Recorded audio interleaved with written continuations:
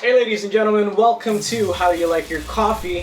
So our first guest, this handsome man right here, the one and only Knowa Lazarus. Yo.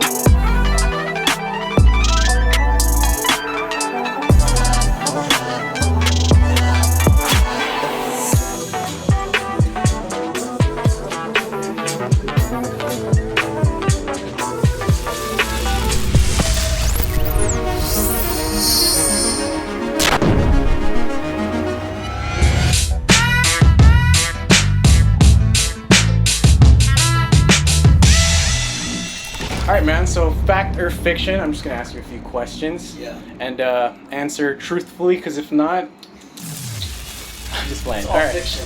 Alright, so dude, the Q in Qyork actually stands for something. Yeah. I'm assuming it's Queens? Fact. Fact? Yes. Oh, but it can also stand for cute. Cute? Yes. With a Q? With a Q. What else? All started in Queens, New York. So that's the origin. But then it also kind of expanded as we kept on doing our thing and became quality yields our richest key. So it's kind of like, Damn. you know, you do quality in what you do Yeah. and it unlocks the doors of opportunity. Wow.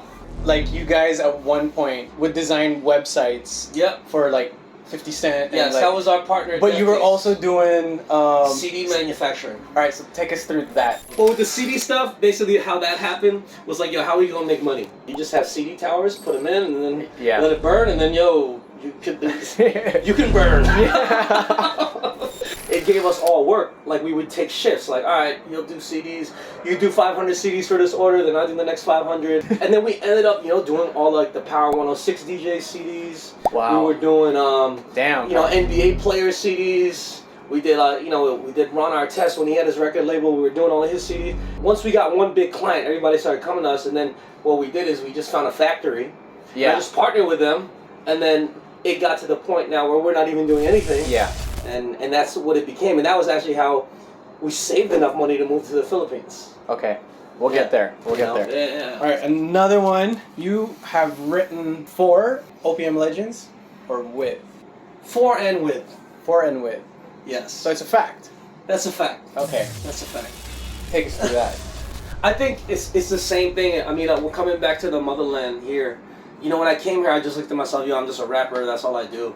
I think a big part of that was, being around, like, great producers, like, whether, be linking with Marcus Davis, guys like that, linking with JR. And these guys, like, they kind of were like, yo, you can write raps. Maybe you can write songs, too, because a lot of times people were like, might not be able to get you work as a rapper all the time. Yeah. But if you can write songs, that opens up a whole new lane. And it kind of opened up a new door. And a part of that, too, is, like, when my daughter was born.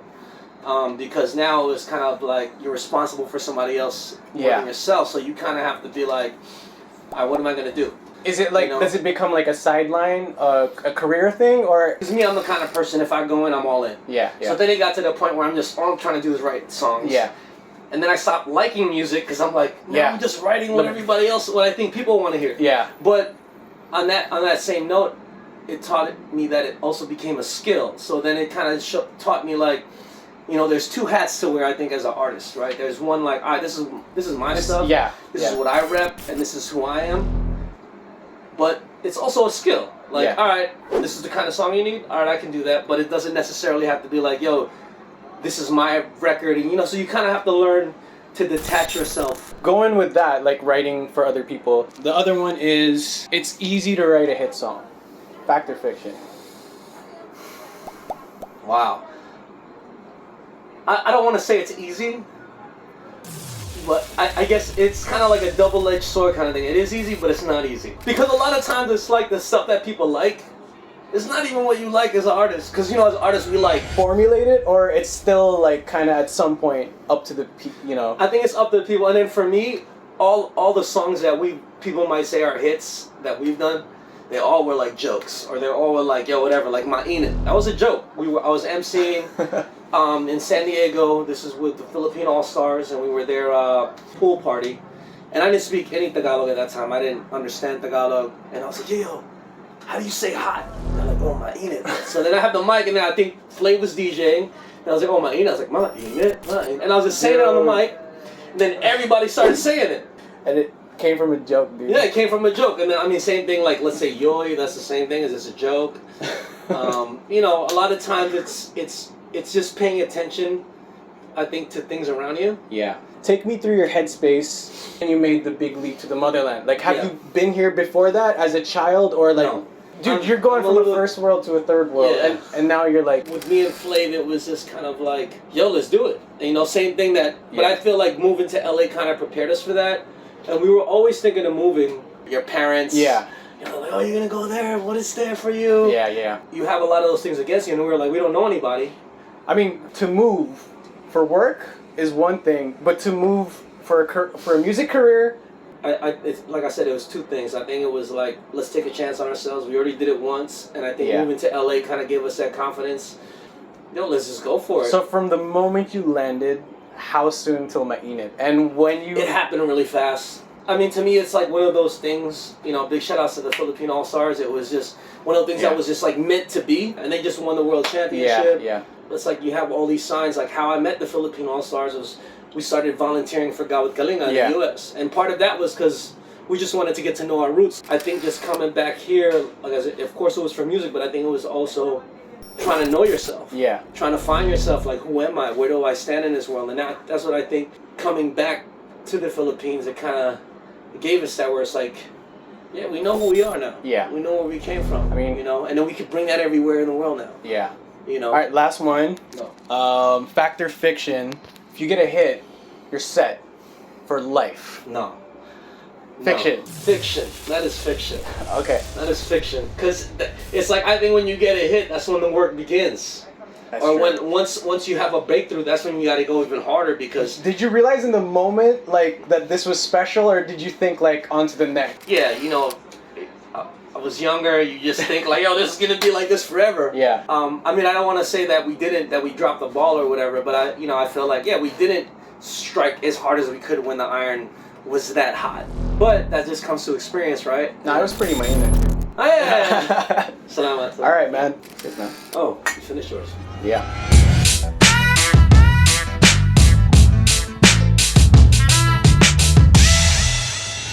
Yeah, what do we got here?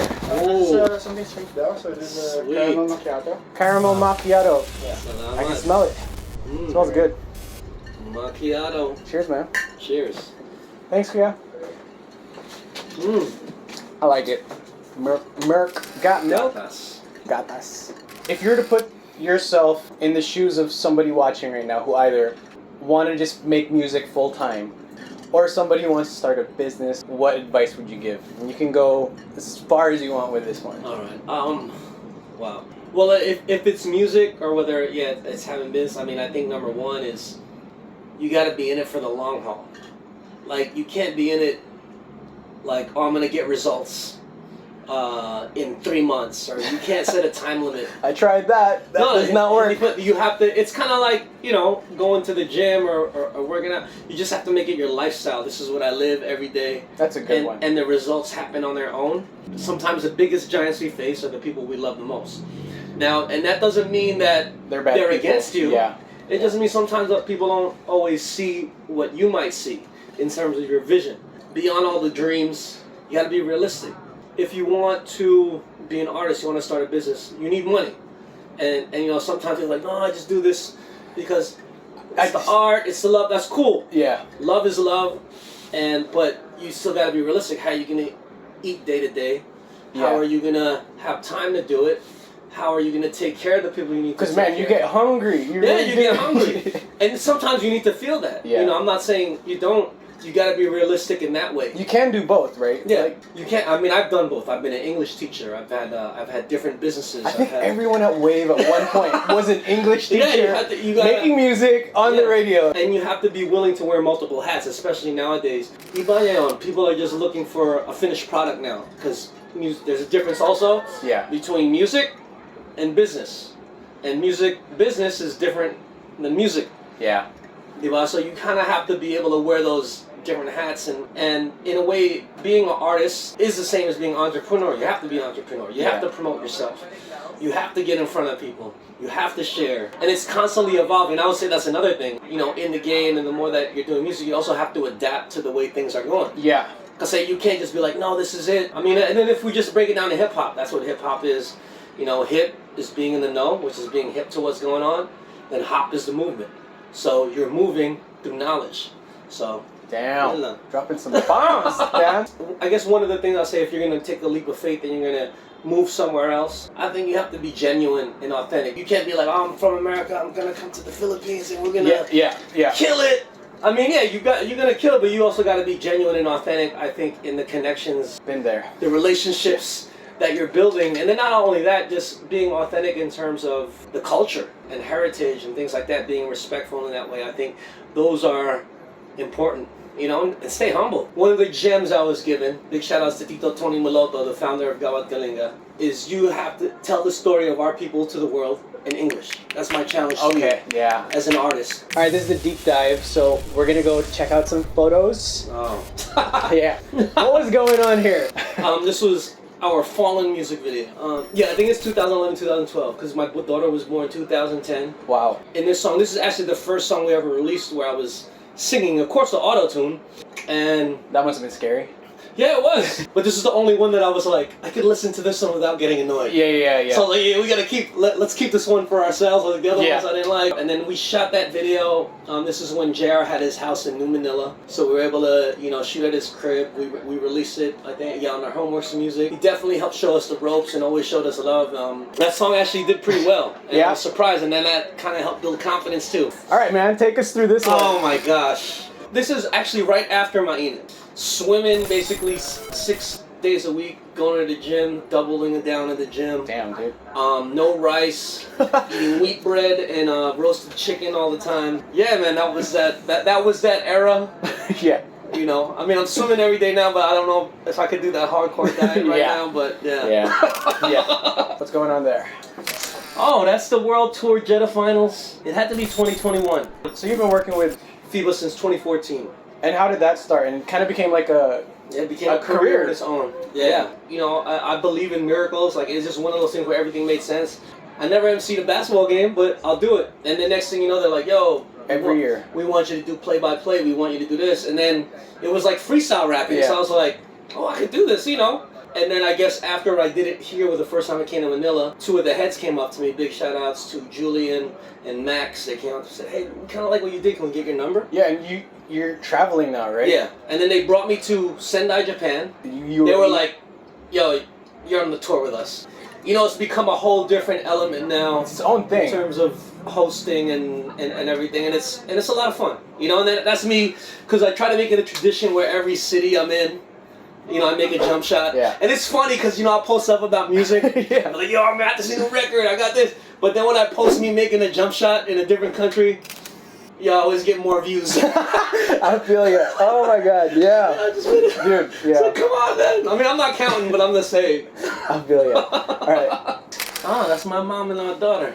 Two strong, very strong women in my life. I mean, my mom gave me a lot of tough love growing up. Yeah.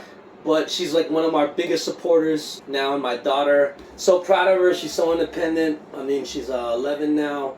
She's a go-getter. There you go. That's the future right there. Yeah, man. That was our gold award for the Philippine Dream album. You kind of took more risks. Like, yeah, it wasn't so formulated anymore. Yeah, exactly. And that's what I said. Like, for me, it was like me being free as an artist in terms of that album, where it was kind of like, I'm going to say what I want. I'm gonna say it how I want to say it. You were singing here, man. Like, I was singing. Ass off. I was rapping. I was doing a lot of different things. But like I said, it was the culmination, because now since you got bells too. Sorry, no, it's cool. It's cool. Keep it going. No, because since I learned that skill of writing songs, now it's like, yo, I can incorporate this now. Yeah. And so what I want to do and use this new weapon the way that I want to use it. Yeah, and I think that was like, you know, the culmination of all that. So how'd you like this one so far? It's good. Well, oh damn, I'm ahead of you this time. Yeah.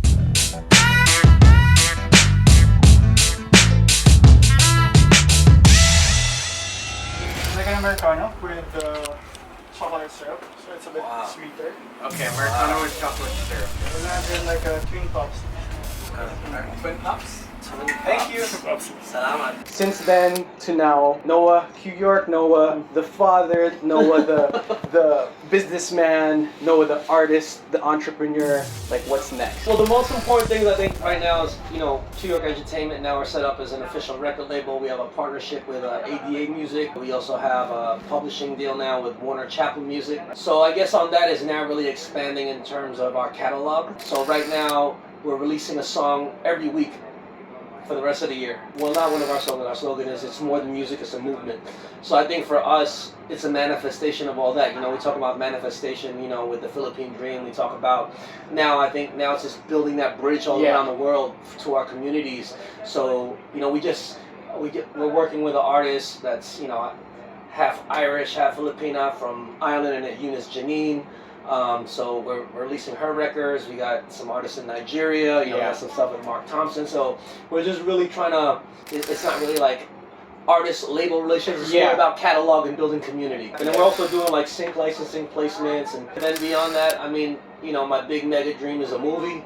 So that's the thing that we want to, I'm like, you've got a script, right? I'm like a 4th, 5th iteration of a script. So that's like the ultimate goal, I guess, as well too. You know, just do what you love, and of course, you know, you catch me on a world tour, FIBA 3x3. You know, I'll be in Japan, I'll be in Macau, I'll be in Hong Kong, Jeddah. You know, stay tuned. Just follow us on social media, and you'll see everything. Yeah. So speaking of social media, Q-York.com. Check the website, and just, you know, on Instagram, we're mostly active there. At Knowa Lazarus, KNOWA LAZARUS, and at Q_York. And yeah. Which one did you like best? 1, 2, or 3? If this was your last... Like I'm on my deathbed? Yeah.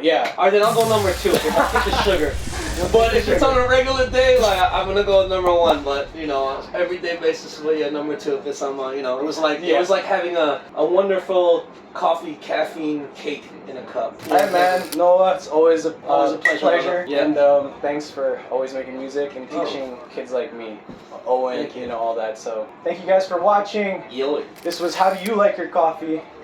It's good. Thanks, man.